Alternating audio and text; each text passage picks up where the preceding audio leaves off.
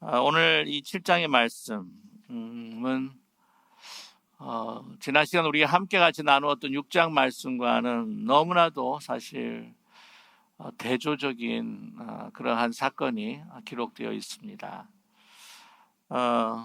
이 순풍이 바뀌어가지고는 이제 역풍이 되고 있는 그런 상황들을 우리가 함께 대하게 되는데요. 영어 성경을 보게 되면은 오늘은 1절에 보면 이스라엘 자손들이 이렇게 이제 시작을 하지만은 이제 영어 성경을 보게 되면은 but 그러나라고 이렇게 시작하고 있습니다. 벌써 그 전치사가 아니 그 접속사가 우리에게 주는 그 의미가 뭐냐면 이제 뭔가 다른 일이 벌어지고 있다라고 하는 것을 암시하고 있다고 하는 것이죠. 아주 엄청난 그 여리고성에서의 그 승리와는 완전히 반대로 이 패배한 그 이스라엘의 이 모습들과 사건들을 우리는 볼 수가 있습니다. 소위 힘든 시간이 다가오고 있다라고 하는 것을 1절에서부터 벌써 아주 명백하게 드러내놓고 있지 않습니까? 보면은 하나님 앞에 온전히 바쳐야 될 물건들을 이제 도둑질하는 범죄가 이루어졌다. 그 6장에 보게 되면은 여리고성이 무너지고 또한 그 사람들을 진멸하고 또 그 많은 것들을 하나님 앞에 드리고 하는 그러한 이 충성과 순종의 하나님의 능력이 나타나는 이 사건이 계속해서 진행되는 가운데 한 구석에는 하나님에 대한 대적하는 범죄가 행해지고 있었다. 아주 은밀하게 행해지고 있었다라고 하는 것을 말씀해주고 있습니다. 참 안타까운 이야기죠. 그 범인을 먼저 지목하고 있습니다. 보면 이 범죄 드라마를 보게 되면은 어떤 사건이 일어났는데 그 사건에 대해서 이 범인이 누구인지 알려주지 않고 이제 하나하나 이제 뭔가 일을 진행해 가면서 수사를 해 가면서 나중에 이제 범인이 드러나는 경우도 있지만은 보통 이제 여러분께서 너무나도 잘 아시는 아주 한때 굉장히 유행했고 저도 참 많이 봤는데 그 형사 콜럼보 같은 게 보게 되면 아예 먼저 이 죄인이 누군가 범죄한 사람이 누군가를 먼저 보여주고 있죠. 그런 형식을 띠고 있습니다. 그래서 먼저 이게 범죄한 그 하나님의 그 순종의 사건이 이루어지는 가운데 아주 은밀하게 진행되었던 이 범죄 그리고 이 죄인이 누구인가 하는 것을 미리 밝혀주고 계시죠. 오늘 말씀 보게 되면 유다 지파 가운데 세라의 증손 삽디의 손자 갈미의 아들 아간이었다라고 하는 것을 말씀해주고 있는데 이제 아간이라고 하는 이 말은 그 뜻의 의미가 흔들린다, 아니면 trouble, 어떤 곤란함이다, 문제다. 그래서 1절을 보게 되면은 뭐라고 영어로 표현할 수가 있냐면은 trouble is coming 이렇게 이야기할 수 있는 거죠. 문제가 우리에게 다가오고 있다. 곤란함이 이스라엘에게 다가오고 있다. 다가왔다라고 이렇게 표현할 수도 있겠죠. 온전히 하나님 앞에 바친 물건 그것을 이제 도둑질을 했다고 하는 것입니다. 그래서 여호와께서 이스라엘 자손들에게 진노하셨다. 하나님께서 진노하셨다라고 하는 것부터 오늘 이 7장의 오프닝이 시작이 되고 있습니다. 아주 어둡죠. 자, 그러는 것을 여호수아가 알지를 못하고 있습니다. 그게 은밀하게 한 개인이 한 행동을 사실 어떻게 다 할 수가 있겠습니까? 그래서 여느 때처럼 이제 여호수아가 여리고에서 했던 것처럼 사람들이 이제 정탐하기 위해서 그 땅을 정탐하기 위해서 보내게 되죠. 2절에 보게 되면은 그 사람들을 베델 동쪽 베드와인 곁에 있는 아이로 이제 보내게 됩니다. 그래서 그들에게 말하기를 올라가서 그 땅을 정탐하라. 정탐하고 이제 돌아옵니다. 그러고 난 다음에 그 정탐꾼들이 하는 이야기가 뭐냐면 여호수아에게 돌아와서 모든 백성들을 다 올라가게 하지 맙시다. 여리고 성을 함락시킬 때처럼 너무 수고스럽게 하지 말고 그냥 2-3천 명만 보내시면 아주 충분할 것 같습니다. 라고 이렇게 보고를 하고 있습니다. 그것을 이 여호수아가 그냥 그대로 받아들이게 되죠.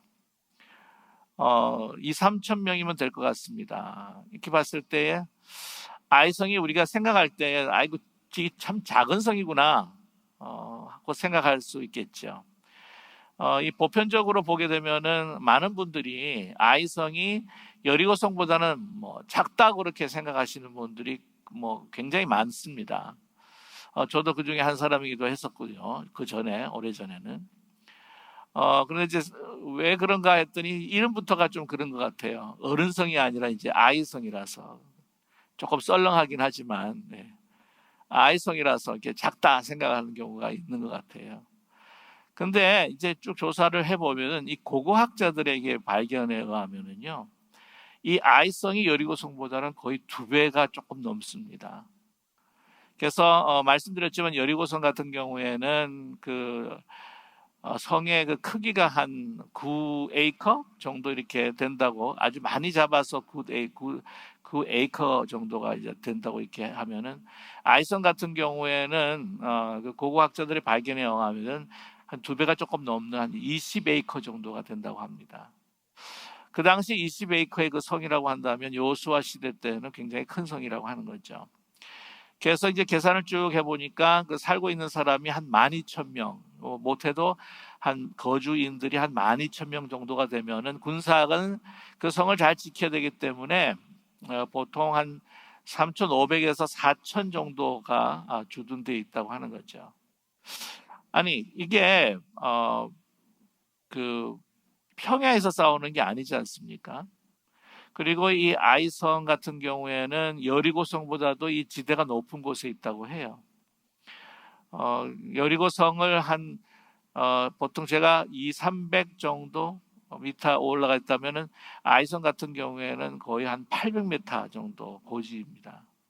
거기에 보게 되면 이 아이성이라고 하는 그 이름 자체가 뭐냐면 뭐 황폐한 그 언덕 아니면 아주 돌무더기가 많은 언덕. 그래서 이 아이의 나중에 그 여호수아가 그리고 이스라엘이 쳐서 함락이 되는 그 운명을 말해주는 것도 있겠지만, 그러나 그 지형을 봤을 때에 여리고보다는 조금 황폐하지만은 돌이 그렇게 많아서 돌로 많이 이 그 성을 건축을 하지 않았을까. 그리고 또 고고학자들도 아주 많은 돌들이 그 주위에 있었다라고 하는 이제 보고를 볼 때에 그래서 굉장히 튼튼한 성이었다라고 하는 것을 알 수가 있습니다. 그래서 이제 공성전을 펼쳐야 되는데 이 성 안에 거의 한 3,500명에서 4,000명 정도가 된다고 한다면 이 3,000명 가지고는 어림이 없는 거예요. 이 들판에서 싸우는 게 아니지 않습니까? 들판에서는 그래도 뭐 어느 정도 가능할 수가 있겠죠. 숫자로 이게 밀리긴 하지만은 워낙 용맹한 사람들이라 하면은 뭐 일당백 정도 하게 되면 괜찮은데, 이 공성전은 이 완전히 반대의 상황이 될 수밖에 없습니다. 그런데 이런 보고를 한 겁니다. 나중에 아이에서 패배를 하지 않습니까? 36명의 귀중한 그 생명들을 잃게 되는데, 이 잘못 보고했다고 데려와야 되는 거예요. 정탐꾼을 데려와가지고. 아니 어떻게 그렇게 보고를 할 수가 있느냐. 문제는 그런 보고를 하는데 여호수아가 그냥 덥석 그것을 물고 승낙을 해버리고 말았다고 하는 것이죠. 아니 왜 그랬을까? 여리송을 칠 때도 하나님께서 말씀하십니다. 그리고 여리고성을 칠 때도 여러분 아시겠지만 이 여리고성을 진격하기 전에 정말 하나님의 그 그냥 군대 장관이 오지 않습니까? 그러면 하나님 앞에 물어야 한다고 하는 거죠. 이제 지금 칠까요 말까요? 하나님께서 또 여리고성을 어떻게 치라고 이렇게 말씀을 해주시지 않으셨습니까? 이렇게 정탐을 했다고 할지라도 하나님 앞에 여쭙고 기도하고 또 어느 때인지 어떻게 할 것인지, 뿐만 아니라 이 아이성을 칠 때도 제일 중요했던 것이 뭐냐면은 우리 치기 전에 우리가 성결한가 하는 것을 살펴보았어야 할 필요가 있었다고 하는 겁니다. 자, 한번 생각을 해보세요. 요단강을 건너기 전에도 하나님께서 말씀하셔서 자신을 스스로 성결케 하라. 여호수아가 백성들을 아주 성결케 하도록 자신을 돌아보게 하셨습니다. 뿐만이 아니죠.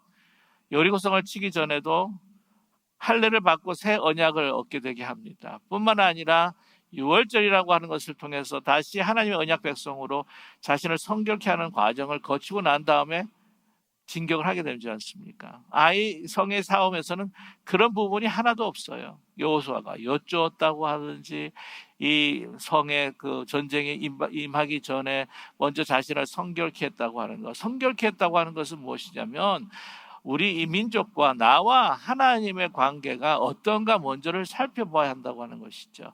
먼저 그러한 가운데 있었을 때에 하나님께서 아이성으로 진격하기 전에, 패배하기 전에 범죄한 자가 누구인가, 성결치 못한 부분들이 무엇인가 하나님께서 알려주셨을 것입니다. 근데 그러지 않았다는 거죠. 뭐냐면 여호수아도 그렇고 정탐꾼도 그렇고 이 모든 민족이 지금 큰 승리에 도취해 있다고 하는 것이에요. 도취했기 때문에 자신을 과대평가하게 됩니다. 6장 마지막 절에 보게 되면은 하나님이 여호수아와 함께 하시니 이 여호수아의 그 이름이, 그 여호수아의 소문이 널리 퍼졌다. 이게 참 축복이긴 한데요. 여기서 우리는 조심해야 할 필요가 있습니다. 우리의 이름이 높아지고 널리 퍼졌을 때에 자기 스스로의 모습을 볼 수 있고 그 겸한 자세를 잃지 말아야 하는 그런 여전한 신앙을 우리가 계속 지켜야 한다고 하는 사실입니다. 그 신실함을 말이죠. 이것은 하나님께서 우리에게 주신 것이다. 우리의 하나님의 은혜로, 하나님의 능력으로 내가 한 것이 없다라고 하는 그 고백을 잊지 말아야 할 필요가 있다고 하는 겁니다. 그러나 그걸 잠시 잊어버린 거예요. 들떴습니다, 한마디로. 그래서 이러한 사기, 또한 이런 그 분위기 가운데 밀고 붙였는데 자기 자신을 과대평가한 것이죠. 여기에 참 문제가 있습니다. 그러면 한국 그 사자성어 가운데 호사다마라고 하는 말이 있습니다. 이 좋은 일이 항상 있을 때는 마귀가 낀다라고 하는 말이죠. 근데 이것을 이게 기독교가 들어가 있지 않은 그러한 한국의 문화 가운데 그런 이야기, 그런 사자성어가 있다는 것도 참 놀랍죠. 여러분 아시겠지만 목회를 또 하다 보면은, 또 성경을 보다 보게 되면은 아주 좋은 일이 있을 때에 마귀는요 가만히 있지 않습니다. 우리가 더 하나 되고 더 좋은 일로 하나님 앞에 기쁨을 드리고 우리의 기쁨이 있을 때 마귀는요 가만히 있지 않습니다. 우리를 흔들려고 하는 거예요. 다른 핍박도 줄 수도 있겠지만 우리 안에서 넘어질 수 있는 걸림돌을 우리 앞에 둔다고 하는 것이죠.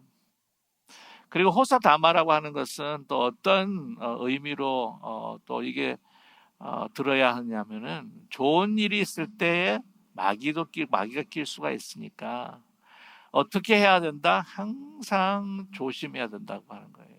자기 자신을 잘 살펴보고 조심하고 또한 들뜨지 말고 막 샴페인을 빨리 일찍 터뜨리건다든지 경거망동하지 아니하고 조심해야 한다고 하는 것이죠. 그것이 우리에게 참 필요하다고 하는 사실입니다.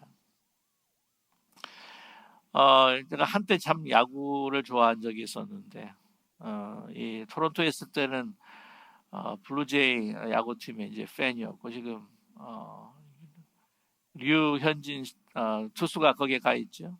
블루제이즈에 류현진 그 선수가 이제 다저스에서 다저스 팬이었는데 그 보면 그 칼 립킨 주니어라고요. 볼티모어 오리올에서 이제 그 은퇴를 했고 그는 아주 그 홀 오브 페임, 그 명예의 전당에 있는 사람이었습니다. 뭐 삼루수에서 이제 수비를 하면서 골든 글러브도 막 받기도 하고 그다음에 루키 오브 더 이어도 하고 뭐 MVP도 2번 하고 뭐 이렇게 굉장히 뛰어난 사람인데 아직도 깨지 못한 기록이 있는 게 뭐냐면은요. 연속으로 최장 출장 횟수입니다. 2632회를 갖다가 출장을 하는데 한 번도 쉼이 없이 계속해서 출장을 한 거예요. 그 비결이 뭐냐? 워낙 또 선수 자체가 이제 우수한 것도 있지만은 그는 절대 경거망동하는 사람이 아니고 게으른 사람이 아니라 항상 자기 몸을 조심스럽게. 왜냐하면 이렇게 출장을 하게 된다면요, 이 몸의 기본 제일 중요한 게 부상을 당하지 말아야 되는데, 이 부상 당하지 않으면 계속해서 쉬지 않고 매일매일 몸을 풀고 연습하고 운동을 해야 된다고 하는 거죠. 근데 유명한 일화가 있는 게 칼 리킨 주니어라고 하는 이 여고 선수는요, 1983년인가 그때 월드 시리즈를 갖다가 챔피언을 먹었습니다.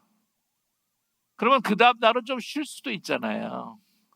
그냥 그 기쁨에 좀 이렇게 휴식을 좀 취해야지. 좀 이게 이제 좀 쉬어야지.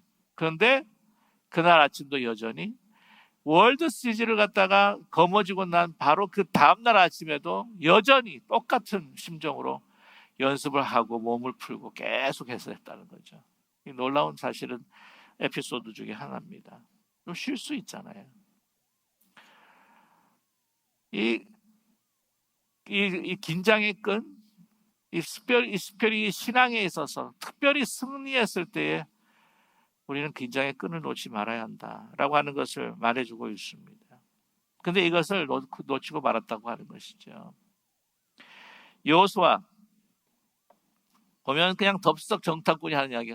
그 정도면 될 거다라고 판단을 한 겁니다. 그러나 어떻게 됐습니까? 그 결과가 36명이 죽음을 당하고 말죠.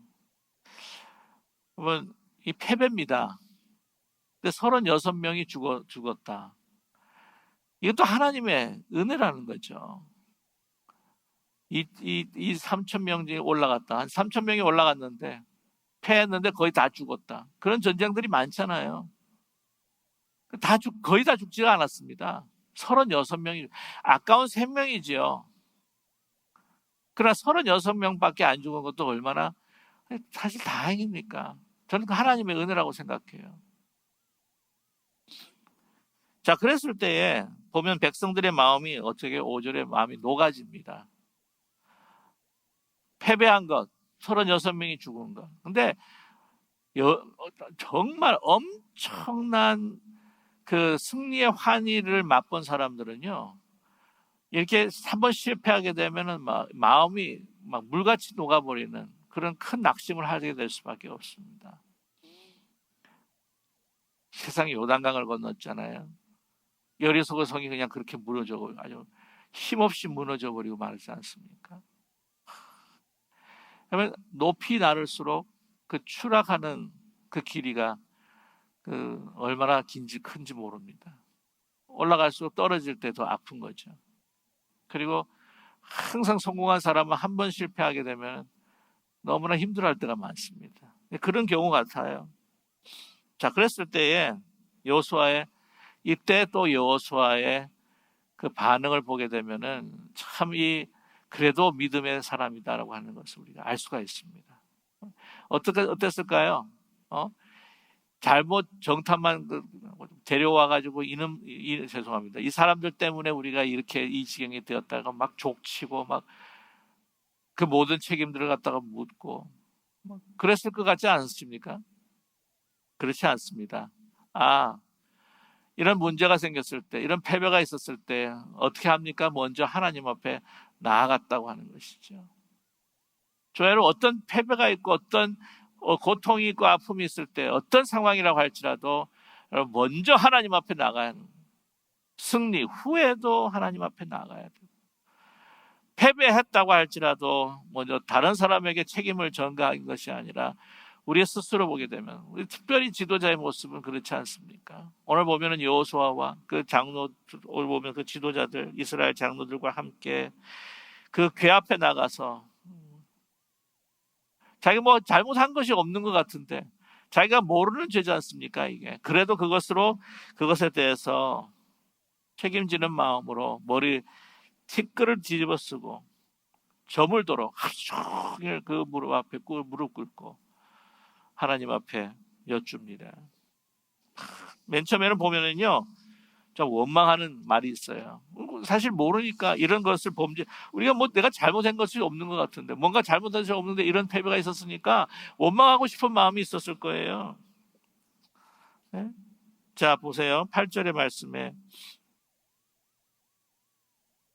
우리 7절의 말씀에 보게 되면은 이런 말씀이 나오죠. 우리 하반절에 우리가 요단 저쪽에서 저쪽을 만족하게 여겨 거주하였다면 좋았을 뻔하지 않았습니까?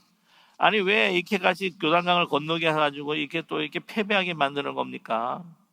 약간 원망 섞인 이야기를 하고 있습니다. 자, 그런데 그래도 끝까지 이 믿음의 자리를 떠나지 않는 것을 보게 되면은 이 원망 섞인 말 같긴 하지만은 그러나 한 가지 여호수아의 관심이 뭐냐면 하나님의 그 이름이 어떻게 될 것인가. 자, 9절의 말씀을 보게 되면 가나안 사람과 이 땅의 모든 사람들이 듣고 우리를 둘러싸고 우리 이름을 세상에서 끊으리니 우리 이름이 끊어져도 주의 크신 이름을 위하여 어떻게 하시려 하나니까. 하나님의 이름이 높으시고 크신데 하나님의 이름을 어떻게 해야 됩니까? 여호와께서 여호수아에게 말씀하십니다. 이제 네가 왜 이렇게 엎드리고 있느냐? 그의 원인이 있지 않느냐는 거죠. 바로 아간의 죄에 대해서 이제 말씀을 이제 하시려 하는데 하나님 앞에 온전히 바쳐야 될 물건이 도둑질을 당했다. 이 경건의 문제죠. 하나님 관계의 단절의 문제입니다. 그래서 그 사람을 찾을 방법을 이제 가르쳐 주고 있습니다. 먼저 모든 사람들을 정말 성결케 하라, 다시 거룩하게 하라, 이렇게 말씀하시면서 이제 하나하나 이제 가르쳐 주시는데, 이제 제비를 뽑습니다. 이제 제비를 뽑아서, 이제 지파 가운데로 이제 하는데, 어떻게 하십니까? 그 오늘 말씀을 보게 되면은 이제 지파를 다 모으게 해서 그 지파 가운데에서 한 지파를 또 이렇게 선택을 하시죠. 여호수아가 일찍 일어나서 여호수아 이스라엘의 지파들을 가까이 나오게 했더니 이제 유다 지파가 뽑혔습니다. 그 다음에 어떻게 해요? 유다 족속을 가까이 나오게 합니다. 세라 족속이 뽑혔습니다. 그 다음에 세라 족속이 각 남자 가까이 나오게 하였더니 어떻게 해요? 삽디가 뽑혔습니다. 이제 보게 되면은 이제 지파에서 그 다음에 족속에서 그 다음에 소위 말하면 권속이죠. 그 가족 그 큰 대가족의 그 권속에서 이제 그 한 가족을 이제 뽑게 되는 거예요. 이게 점차 이제 소위 말하면 그 수사망이 좁혀오는 겁니다. 그렇죠? 수사망이 쫙 이렇게 좁혀왔을 때에 아간은 어떤 생각이었을까요? 그런 생각도 있었을 것 같지 않습니까? 설마 이 수많은 사람 가운데 이렇게 내가 했던 이 범죄 하나가 들킬 수 있을까? 라고 생각을 했을 겁니다. 아니 이렇게 저는 그런 마음이 들어요. 이렇게 계속해서 수사방이 좁혀 들어오지 않습니까? 지파에서부터 이제 족속으로, 족속에서부터 권속.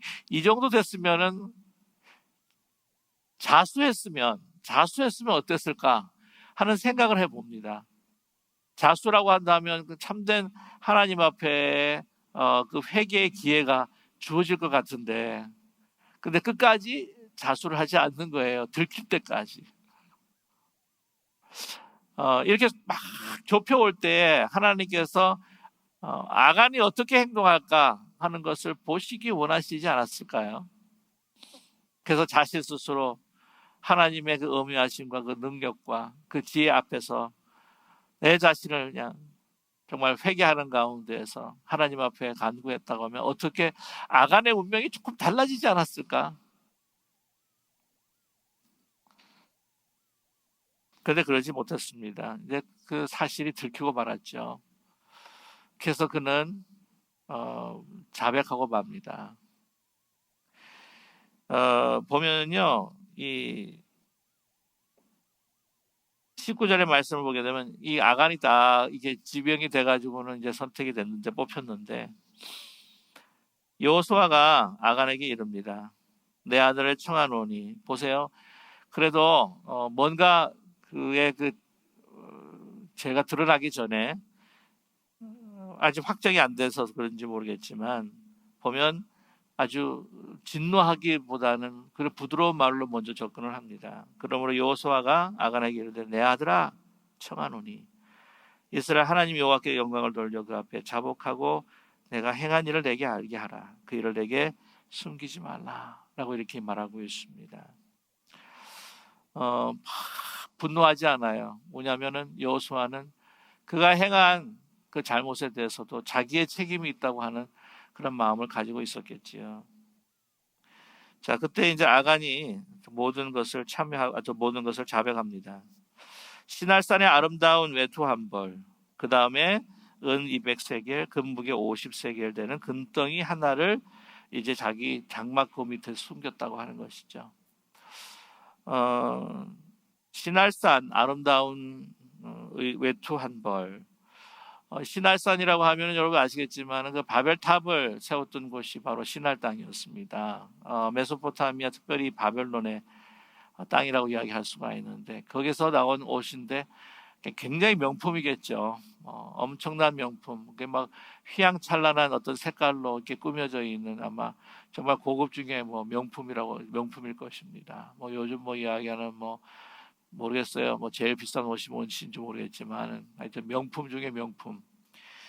보고 이제 와이프가 입었으면 좋겠다 생각을 했는지 자기가 입었으면 좋겠다 생각을 했는지 모르겠지만 그 다음에 보게 되면은요 200세겔과 무게 50세겔 금덩이 하나 이렇게 보면은 추적을 해보는데 한 1억 정도가 됩니다. 1억. 지금 계산을 해보면 그 1억과 옷 한 벌이에요. 그것을 감추었습니다. 생각했겠죠. 내가 하나 이게 감춘다고 해서 뭐가 크게 달라지게 되겠느냐라는 생각을 하는데 여러분 이 한 사람의 이 죄로 인하여서 온 민족이 지금 끙끙 앓고 있고 고난을 당하고 있습니다. 여러분 이번에 산불 났을 때에 그 이야기를 들으니까 뭐 이 부부가 아기 가진 거에 대해서 뭐 너무 기뻐가지고는 뭐 셀러브레이션 한다고 뭐 산에서 초를 켜다가 막 확 번져가지고는 막 엄청난 불이 뭐 일어났다고요. 이 얼마나 이 그 산불 보게 되면은 하늘에서 마른 벼락 쳐가지고는 그 발생하는 경우도 있지만 이 인재로 인한 것도 굉장히 많다고 합니다. 그 담배 한번 이렇게 했다가 저희 캐나다에 있었을 때도 켈로나라고 하는 아름다운 곳이 있었어요. 거기가 거의 뭐 바이블 벨트라고 할 정도인데 정말 거기 참 많은 사람들이 살았습니다. 수천 가구가 아니라 뭐 하여튼 수만 가구가 이 어떤 사람이 담배 꽁초 하나 탁 잘못 버려가지고는 볼이 번져버린 거예요. 가옥이 불타는데 한번 제가 휴가 시즌이어가지고는 이게 차를 타고 이렇게 밴프 그 락키 산맥에서 이제 내려오는데 완전히 막 밤에 막 완전히 산에 불인 거예요. 막. 와 놀랄 정도입니다. 근데 뭐로 시작했다고요? 담배요 하나, 담배 꽁초 하나. 여러분 한 사람의 그 잘못이 수많은 사람들의 고통을 가져올 수 있다고 하는 거. 그런 면에서 보게 되면 여러분 아담을 한번 보세요. 아담과 하와. 그 한 가정이 모든 인류 한 사람의 그 불순종으로 인하여서 이 엄청난 인류의 정말 재앙과 죄악과 고통이 죽음이 우리에게 오지 않았습니까? 여러분 참 중요한 뭐냐면 한 사람 내가 한 사람 정도 아니 나쯤이야 뭐 근데 그 한 사람으로 인하여서 우리의 가정뿐만 아니라 교회 공동체가 얼마나 큰 고통과 아픔을 당하는지 모른다고 하는 거죠.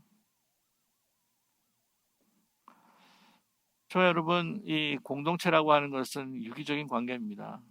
그래서 한 사람의 문제로 인하여서 한 사람이 선한 일을 통해서 그 공동체가 세워질 수도 있지만 예수 그리스도 한 분을 의해서 우리 모든 인류가 한 사람의 불순종으로 이 모든 인류가 정말 죄악 가운데 멸망할 수도 있었지만 한 사람으로 인하여서 그리스도를 통하여서 우리가 모든 인류가 구원을 얻을 수 있었던 것처럼 한 사람의 죄로 인해서 공동체가 무너지고 한 사람으로 인해서 공동체가 또 세워질 수도 있다고 하는 것을 여러분 the power of one 한 사람의 그 능력, 한 사람을 통해서 행하시는 하나님의 그 능력, 아브라함이라고 하는 한 사람을 통해서 부르심을 통해서 인류의 구원의 조상이, 믿음의 조상이 되게 하다. 이 파워 오브 원을 여러분 결코 무시하거나 또한 그렇게 초라하게 봐서는 안 된다고 하는 분명한 사실을 우리에게 보여주고 있지 않습니까? 좋아 여러분, 그래서 이 한 사람이라고 하는 것의 중요성을 여러분 결코 잊지 않은 우리 모두가 되기를 간절히 원합니다. 자 보시면요, 이 사람이 가난한 사람이 아니에요. 가난한 사람이 아닌 게 자녀도 많고요. 보면 24절에 여호수아가 이스라엘 모든 사람과 더불어 세라의 아들 아간을 잡고 그 은과 그 외투와 금덩이와 그 아들들과 그 딸들과 그 소들과 그의 나귀들과 그의 양들과 그의 장막과 그에게 속한 모든 것들을 이끌고 아골 골짜기로 갔다고 했을 때에 그가 가지고 있는 재산이요 굉장히 그래도 많습니다. 훔친 그 재산에 비해서 그때는 소, 양 이게 얼마나 비싼지 몰라요. 그럼에도 불구하고 이거를 탐했다고 하는 거예요. 정말 배고파 가지고는 막 굶어 죽을 가운데서 했다면 조금이라도 이해가 될 텐데, 근데 사람이라고 하는 욕심이 가지면 더 가지고 싶은 그런 마음의 그 탐욕이라고 하는 것을 어떻게 할 수 없는 것을 우리가 이것을 또 통해서 보게 됩니다. 자, 그런데 오늘 말씀 보게 되면 그를 돌로 칩니다. 온 이스라엘이 그를 돌로 치고 물건도 돌로 치고 불사르고, 여기서 보게 되면은 그만이 아니라 그 가족들도 같이 쳤을 것이다 라고 하는 생각을 갖게 됩니다. 아골 골짜기로 다 데리고 가죠. 그 위에 돌 무더기를 크게 쌓았으니 오늘까지 있더라 라고 이렇게 말씀하는데요. 그곳의 이름을 오늘까지 무슨 골짜기요? 아골 골짜기. 여러분 아골 골짜기 여러분 유명한 찬송가 알죠? 아골 골짝 빈들에도 복음 들고 가오리다. 아골이라고 하는 것이 고통입니다. 슬픔입니다. 그 골짜기의 이름이 바로 이 아골 골짜기인데, 이것으로 인하여 보면은 이 모든 것들, 소, 양 다 태우고 그와 그 소중한 모든 것들을 이제 돌로 쳐 죽이고 불살랐다. 참 참혹한 이야기입니다. 그렇게까지 했어야 되나라고 하는 혹시 생각이 들 줄은 모르시겠어요. 근데 이런 이야기가 사실은 신약에도 나타나지 않습니까? 아나니아와 삽비라 이야기 아시죠? 이 초대교회 사도행전 5장을 보게 되면은 그들이 재산을 다 팔고 그 반만 하나님께 내놓으면서 이 성령을 속이게 됩니다. 야, 그래도 반이 어딥니까? 엄청난 거죠. 여러분, 모든 재산의 반 바친다. 그거 쉽지 않아요. 그럼에도 불구하고 성령을 속였다고 해서 그 부부가 다 죽임을 당하는 공범자라고 하는 거죠. 이 아간 같은 경우에도 이제 그 장막에 숨겼을 때 가족들도 사실은 다 알고 있다고 하는 것이죠. 왜 이렇게 철저하게 성결함을 하나님께서 요구하셨을까? 이 신약에 나타난 그 사건을 봐도 우리가 알 수가 있는 게 뭐냐면 이 신약에 들어와서서 초대교회가 지금 새롭게 태동하는 그 순간이라고 하는 거죠. 새롭게 태동하는. 그때는 아주 정말 큰 에너지와 또한 하나님을 향한 순결함과 이런 것들이 아주 제일 많이 필요할 때, 여러분 로켓을 쏘아 올릴 때요, 제일 많이 들 때가 이것을 이렇게 출발할 때 공기 대기권까지 밖에 나갈 때 그 부스터, 그래서 그때 제일 이 에너지가 많이 필요하다고 하지 않습니까? 그런 것처럼 하나님의 새로운 공동체. 자 보세요. 이스라엘의 그 다음 세대가 이제 가나안 정복을 통해서 정착하는 그 과정 가운데에서 새로운 이스라엘의 공동체가 이제 가나안 땅에 생기는 그 과정에서 철저한 성결함을 요구하고 있다고 하는 것을 우리는 알 수가 있습니다. 모든 그 승리, 모든 하나님의 뜻이 이루어지고 정말 영적인 승리를 위해서 우리에게 주어져야 되고 필요한 것이 무엇인가?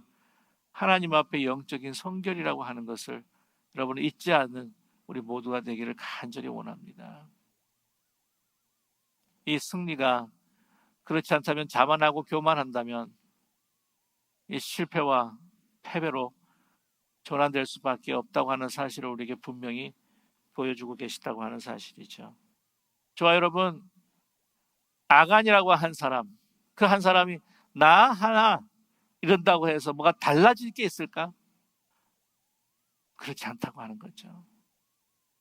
아유, 뭐 나 같은 사람 뭐 별로 이렇게 어텐션도 못 받고 뭐 그렇지만 뭐 나 한 사람, 그 한 사람으로 인해서 엄청난 어려움이 공동체에 올 수도 있고, 한 사람을 통해서 정말 이 공동체가 다시 세워질 수 있다고 하는 이 한 사람, 나 한 사람. 오늘 이 한 사람의 중요성을 다시 한번 깊이 깨닫고, 또한 우리에게 주시는 모든 축복과 그 은혜와 인도하심, 이것으로 인해서 우리가 자만하거나 교만하지 않고 항상 우리의 부족함을 다시 한번 돌아보면서 우리 하나님의 관계가 어떤 것인지 매일매일 정말 성결케 되는 시험에서 우리가 하나님의 주시는 그 능력으로 승리하면서 우리가 하나님의 기쁨이 되며 하나님의 승리에 정말 징표가 될 수 있는 우리 하나님의 자녀들이 되게 하여 주시옵소서. 우리가 함께 같이 또한 기도하고 결단하는 이 복된 시간이 되시기를 주님의 이름으로 간절히 축원합니다. 우리 한번 기도하겠습니다.